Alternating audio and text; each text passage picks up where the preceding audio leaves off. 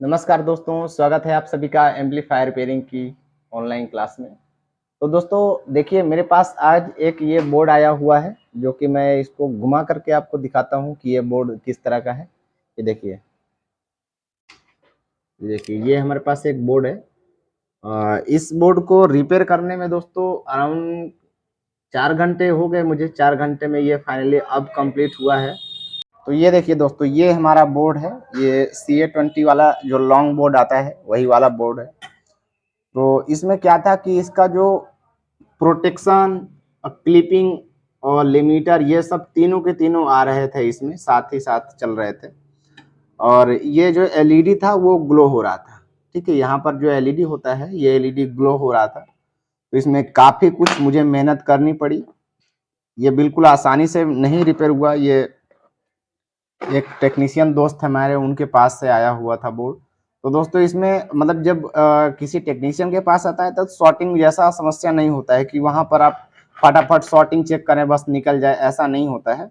आपको बहुत ढंग से काम करना होता है और प्रॉपर काम करना होता है, तभी आपका सेट है वो रिपेयर हो पाता है। तो इसमें काफी काफी ज्यादा समस्याएं थी। आप देख लीजिए एक बार कैसे ये सेट है।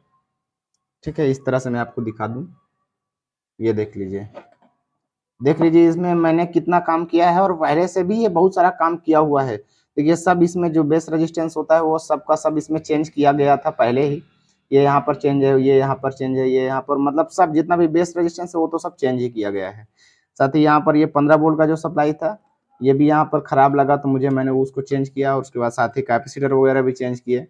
ये ऑप्टो कपलर चेंज किया। और यहाँ पर 2 ट्रांजिस्टर लगे हैं, इनको भी मैंने चेंज किया। और फिर उसके बाद प्रॉब्लम हमारी सॉल्व नहीं हुई। उसके बाद यहाँ पर एक रेजिस्टेंस है, 1 2 3, ये तीनों रेजिस्टेंस मैंने चेंज किया, फिर भी प्रॉब्लम हमारी सॉल्व नहीं हुई। उसके बाद फिर यहाँ पर एक ये देखिए 5 वोल्ट का जीरो डायोड होता है, ये जीरो डायोड मैंने चेंज किया।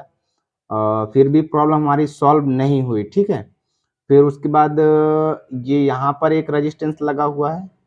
ठीक है, ये यहाँ पर एक रेजिस्टेंस आप देख पा रहे होंगे, ये है। ठीक है, ये यहाँ पर 500 ओम का होता है, मैंने 680 ओम का लगाया हुआ है क्योंकि 500 ओम का मेरे पास नहीं था। और उसके बगल में ये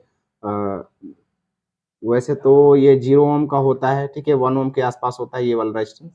ये रेजिस्टेंस मैंने चेंज किया। तो बाकी इसमें बड़ा कुछ भी नहीं था। ठीक है, जैसे जो बड़ा वाला ट्रांजिस्टर था और ये सब ट्रांजिस्टर ये सब ओके निकले, ये सब ओके हैं। सभी ट्रांजिस्टर इसमें के ओके निकले और आईसी को मैंने चेंज किया है। ठीक है, इसका जो अभी जब चेंज करने के बाद ये पुराना वाला आईसी भी चल रहा है और ये जो मैंने नया लगाया है ये भी आईसी चल रहा है, दोनों आईसी अभी चल रहा है। ठीक है, और इसका ये ग्राउंड वाला जो लाइन था, ये ग्राउंड वाला लाइन गड़बड़ लग रहा था। तो इसकी वजह से मैंने यहाँ पर एक जंपर लगाया है। हालांकि बाद में जब अभी चल रहा है तो उस समय अभी ये बिना ग्राउंड के भी ये चल रहा है। ठीक है, बिना ग्राउंड के भी ये रेजिस्टेंस लगा करके इसको चला दिया गया है, तो ये चल रहा है। ठीक है, इसको अब हम निकाल देंगे। तो काफ़ी दोस्तों इसमें इतना ज़्यादा प्रॉब्लम आती है, ऐसी-ऐसी प्रॉब्लम्स आती हैं कि उसको हम किसी पर्टिकुलर किसी एक पार्ट को बोल दें कि हाँ, ये वाला पार्ट आप चेंज कर दीजिए, ये काम हो जाएगा, तो ऐसा नहीं होता है। ठीक है? तो आपको प्रॉपर उसकी एक-एक लाइन को समझना होता है कि कैसे उसकी लाइन जा रही है, कैसे उसका वोल्टेज बन रहा है और जो ये वोल्टेज आ रहा है। ठीक है? इसमें प्रॉब्लम ये होती है कि स्पीकर लाइन पर वोल्टेज आना है। जब स्पीकर लाइन पर वोल्टेज आएगा तो ये जो एलईडी है आपकी ये ग्लो होना शुरू हो जाएगी। ठीक है, ये यहाँ पर एलईडी लगा हुआ है, ये एलईडी ग्लो होती है। तो इससे पता चल जाता है कि हाँ भैया हमारा स्पीकर लाइन पर मतलब वोल्टेज आ रहा है। अब स्पीकर लाइन पर अगर किसी अन्य वजह से, कोई भी वजह से वोल्टेज आएगा तो ये लाइट जो है वो ग्लो होगी ही होगी, इसमें धोखा नहीं है। तो सोच रहे होंगे सभी लोग इधर कोई शॉर्टिंग होगी या इधर कोई शॉर्टिंग होगी, ऐसा नहीं होता है। तो उसको समझना होता है कि वोल्टेज कितना आ रहा है और कैसे हम किस हिसाब से हम ट्रैक करें। जब ट्रैक करना शुरू करेंगे आप तो वहां पर आपको जो भी प्रॉब्लम मिलती जाए उसको रिपेयर करते जाएंगे, फिर आगे बढ़ते जाएंगे, फिर रिपेयर करते जाएंगे, फिर आगे बढ़ते जाएंगे। इस तरह से होता है। ऐसा नहीं होता है कि पर्टिकुलर ये हो गया है जी हमारा फॉल्ट की एलईडी ग्लो हो रही है, अभी हम क्या करें। ऐसा नहीं होता, कुछ भी ऐसा नहीं होता। बहुत शॉर्टकट, कभी कभी तुक्का लग गया वो बात अलग चीज है। और ये प्रीसेट भी दोस्तों चेंज किया गया है। ठीक है, ये देख लीजिए जो प्रीसेट लगा है ये भी चेंज किया गया है इसमें। तो हाँ दोस्तों, मैं ये कहना चाह रहा था कि आप लोगों में से कुछ लोग हैं जो क्लास एच एम्पलीफायर रिपेयर करने में उनको दिक्कत होती है या उनको समझ में कम आता है कि क्या चीज़ किया जाए, कैसे किया जाए, तो इसलिए वो लोग कहीं ना कहीं मतलब कुछ सीखने का प्रयास करते हैं कि कहीं चले जाएं टेक्नीशियन के पास, किसी दोस्त के पास, या कहीं कोर्स ज्वाइन कर लें। तो दोस्तों अगर आपको मेरे साथ मिल करके सीखना है, ठीक है, आपको मेरे पास आकर के सीखना है। वैसे बहुत ज़्यादा काम तो यहाँ नहीं आता है, इतना ज़्यादा काम नहीं है, लेकिन जो भी आएगा वो बिल्कुल खतरनाक ही आने वाला है। मतलब ऐसा सादा पूदा काम नहीं आता है, ठीक है। ज़्यादातर मेरे पास ऐसा खतरनाक खतरनाक काम आता है जिसमें फंस जाओ तो बस फंसे रहो, 2-4 घंटे चले गए समझ लो, इस तरह से होता है। तो आपको मेरे साथ मिल करके स्टडी करना है, कैसे मैं समझता हूँ और कैसे या समझा जाए एक रिसर्च बेस। अगर आप लोग में से कोई भी ऐसे लोग हों जो रिसर्च बेस में आना चाहते हो मेरे पास, जिनको लगता हो कि हमें एम्पलीफायर की रिसर्च करनी है। बेसिकली देखो, ये एम्पलीफायर दोस्तों रिसर्च करने की चीज़ है।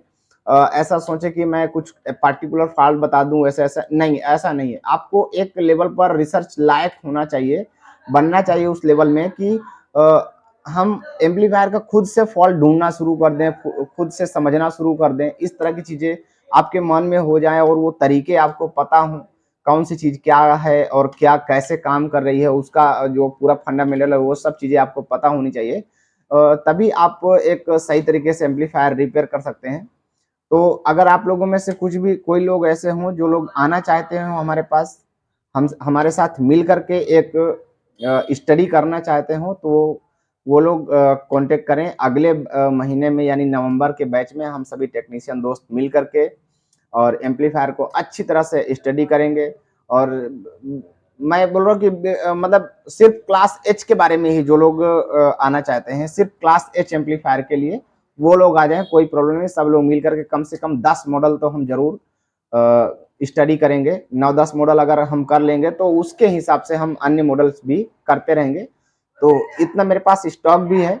और तो आप लोगों में से जो लोग आना चाहें वो नंबर ले लीजिए और ये इस नंबर पर कांटेक्ट कीजिए नवंबर के लिए, ठीक है। नवंबर में अगर आप लोग आएंगे तो हम 1 महीने 15 दिन जो भी आपको टाइम मिल जाता है उस हिसाब से आप लोग रिसर्च कीजिए, काम कीजिए और एक मतलब बेहतर जानकारी हासिल करने का प्रयास कीजिए।